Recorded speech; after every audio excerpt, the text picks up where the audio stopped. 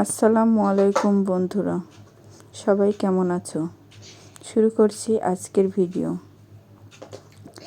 তো এখন বিকাল, আসরের আজানের পর আমি সাদিককে ঘুম থেকে তুলছি। দেখছো সাদিক ঘুম থেকে উঠে হাসছে। তারপর আমি ওকে ফ্রেশ করে একটু নাস্তা দেবো। নাস্তায় আমি হরলিক্স আর বিস্কুট দিয়ে দিচ্ছি। তো এখানে আমি হরলিক্সটা গুলিয়ে সাথে বিস্কুট দিয়ে বেবিকে খেতে দেবো। তো বেবি খাচ্ছে, এই সুযোগে আমি বিকালের কাজগুলো করে নেব। ও ঘুমাতে ঘুমাতে আমি জামা কাপড়গুলো তুলে এনে ভাঁজ করে রেখেছিলাম, সেগুলো এখন ওয়ার্ডরোবের ভিতরে রেখে দেব। গোছানো হয়ে গেলে আমি বিছানাটা ঝেড়ে নেব। তারপর বাইরে গিয়ে যে থালা বাসনগুলো দুপুরে মেজে পানি ঝরাতে দিয়েছিলাম, থালা বাসনগুলো সব রেখে তুলে নিব। তুলে নিয়ে সিঙ্কটা সুন্দর করে আমি পরিষ্কার করে নেব। সিঙ্কটা পরিষ্কার করা হয়ে গেলে আমি দেখি ট্যাপে পানি আসছে না, তার মানে ট্যাঙ্কিতে পানি শেষ। তখন আবার মোটরটা দিয়ে একটু পানি তুলে নিচ্ছি। এই সুযোগে দেখছো বেবি খাচ্ছে, আর এই সুযোগে এবার আমি একটু ঘরটা পরিষ্কার করে নেব। তার জন্য ঝাড়ু দিয়ে ক্লিন করে নিচ্ছি। ঝাড়ু দিয়ে ক্লিন করা হয়ে গেলে আমি বাবুর খাওয়া দাওয়া শেষ করে একটা প্যান্ট পরিয়ে সাইকেল চালানোর জন্য বাইরে নিয়ে যাব। তো এখানে একটা কথা বলি, বাচ্চাদের বিকালে একটু নিজস্ব স্পেস বা খেলতে দেওয়া উচিত। তাহলে বাচ্চাকে যদি তোমরা সাথে করে বাইরে নিয়ে যাও, ঘুরতে নিয়ে যাও, সাইকেল চালাতে দাও, তার সঙ্গে তোমারও বন্ধনটা ভালো হবে। তো এই যে দেখে নিলে সাইকেল চালিয়ে এবার বাড়ি ফিরে আসলাম।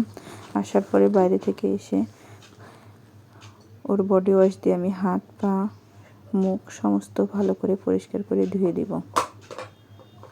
বাইরের জামা কাপড় খুলে নতুন পোশাক পরিয়ে দেব। তো দেখছো বদমাইশি করছে, মুখ মুছবে না, ভিজা গায়েই থাকবে। তা আমি ধরে হাত মুখটা মুছিয়ে দিলাম।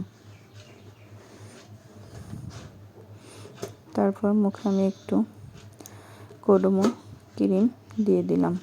এবার পানি খাইয়ে পড়তে বসাবো। তো বাচ্চাকে পড়াচ্ছি, দেখে নাও। এটা কি বলো? আলিফ, তারপর বা, তা, থা, জিম, আ, ক, দাল, দা, র, রা, রা, ট, দ, আইন, কাইন, হা, কফ, কফ, লাম, মিম, নুন, ওয়াও, হা, নালিফ, হামদা, ইয়া। বাচ্চার পড়ানো শেষ। এবার আমি রাত্রে রান্না করতে যাব বাচ্চার জন্য। তার জন্য এখানে আমি জিওল মাছ, কলা, আলু দিয়ে রাত্রের জন্য ঝোল করব। সেটা দিয়ে বাচ্চাকে খাওয়াবো। তার জন্য আমি এখানে জিওল মাছগুলো ধুয়ে লবণ হলুদ মাখিয়ে নিলাম। এবারে তোমাদের সঙ্গে কিছু কথা বলি। আমরা নারীরা অগোছালো হলেই সমস্যা। আমাদেরকে সময়ের সঙ্গে তাল মিলিয়ে কাজ করতে হয়। সংসারের সমস্ত কাজ নিজের একা হাতে করতে হয়। সমস্ত দিক ঠিকঠাকভাবে কাজ না করলে আমাদেরকেই সমস্যায় পড়তে হয়। তাই আমরা সময়টা মেনটেন করেই কাজ করব, গুছিয়ে গাছিয়ে। তো আর কথা বলবো না, এবার দেখে নাও আমি কলাটা সুন্দর করে ছিলে কুটে নিচ্ছি। এখানে তোমাদেরকে একটা কাঁচকলা সম্পর্কে টিপস দিই। এইভাবে কলা রানলে কখনো কলা কষ হবে না, তরকারি কালো হবে না, তরকারির কালার সুন্দর থাকবে। তার জন্য আমরা চুলাতে একটা পাত্র দিয়ে তাতে পানি দিয়ে হলুদ লবণ দিয়ে ফুটতে দেবো। ফুটে গেলে তার ভিতরে কলাগুলো দিয়ে খুব ভালো করে একটু ফুটিয়ে নেব। ফুটিয়ে নেওয়া হয়ে গেলে চুলাটা বন্ধ করে, এই যে দেখছো কষ বেরিয়ে গেছে, এই কষের আলা পানিগুলো ফেলে দিয়ে আমরা কলাটাকে খুব ভালো করে পানি দিয়ে ধুয়ে নেব। তা আমার টিপসটা তোমাদের কেমন লেগেছে, তোমাদের কার কতটুকু উপকার এসেছে আমাকে কমেন্ট করো। আর আমার ভিডিওর কোনো অংশ ভালো লাগলে লাইক করো, কমেন্ট শেয়ার করতে ভুলো না। এটা যেন তোমার বন্ধু, কাছের মানুষ, আরও মানুষের উপকৃত হয়, তার জন্য তাদের সঙ্গে শেয়ার করো। আর আমার চ্যানেলে এরকম আরও নতুন নতুন ভিডিও পেতে আমার চ্যানেলটিকে সাবস্ক্রাইব করো। তার কথা বাড়াবো না, দেখে নাও চুলার উপরে একটা ফ্রাই প্যান দিয়ে ফ্রাই প্যানটা গরম হলে তাতে তেল দিয়ে তার উপরে আমি হলুদ লবণ মাখানো মাছগুলো দিয়ে এপিট ওপিট খুব ভালো করে ভেজে নেব।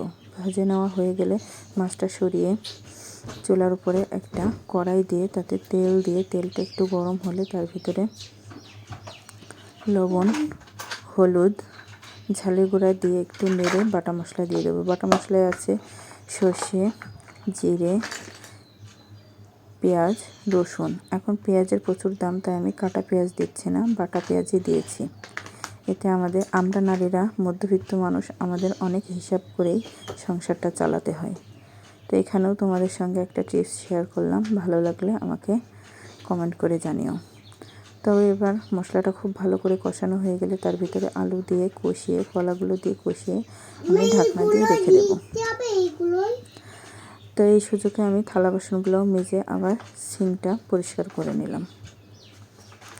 তো এবারে ঢাকনাটা উঠিয়ে আবারও একটু নাড়াচাড়া করে শুকনো করে কষিয়ে নেব। কষানো হয়ে গেলে এর ভিতরে আমি পানি দিয়ে আবারও ঢাকনা দিয়ে রেখে দেব ফোটার জন্য।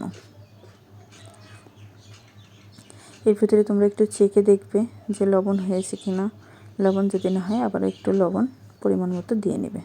তো তরকারিটা ফুটে গেলে তার ভিতরে আমি ভেজে রাখা মাছগুলো দিয়ে আবারও ঢেকে রান্না করে নেব। রান্না করতে করতে একটু ঢাকনা তুলে মাঝে মধ্যে নেড়ে দেব। তারপরে আমি চুলা বন্ধ করে কড়াইতেই ঢাকনা দিয়ে কিছুক্ষণ রেখে দিই। সব তরকারি আমি রাখি, দমে রাখলে আমার ভালো লাগে।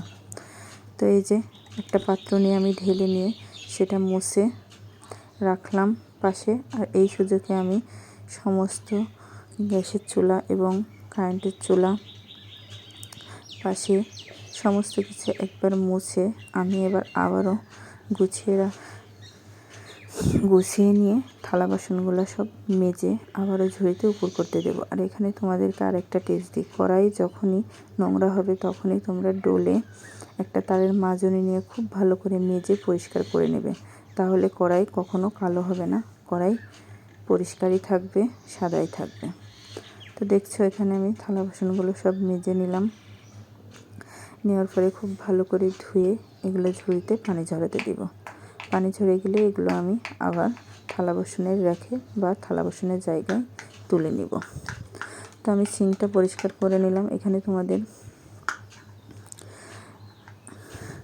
আরও একটা টিপস দিই, আমি সিঙ্কের ভিতরে সবসময় কাজ শেষে একটা কাঠি দিয়ে পরিষ্কার করে নিই।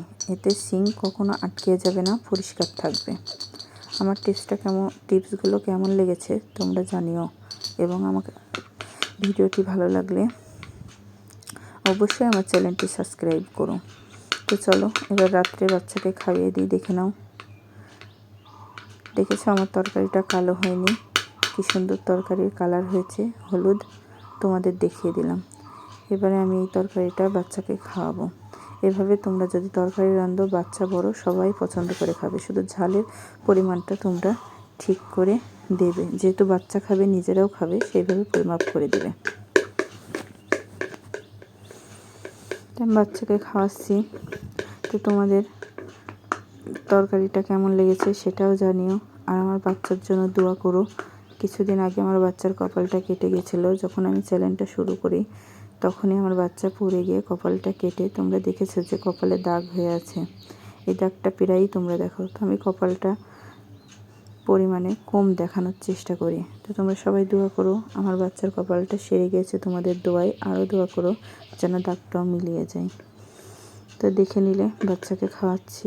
তোমরাও এভাবে রান্না করে বাচ্চাকে খাও, বাচ্চাও পছন্দ করবে, ফ্যামিলির সবাই পছন্দ করবে। তাহলে আমি বাচ্চাকে খাইয়ে কিছুক্ষণ পাশে খেলা করতে দিই, সেই সুযোগে আমিও খেয়ে বাচ্চাকে ঘুম পাড়াই। আল্লাহ হাফেজ।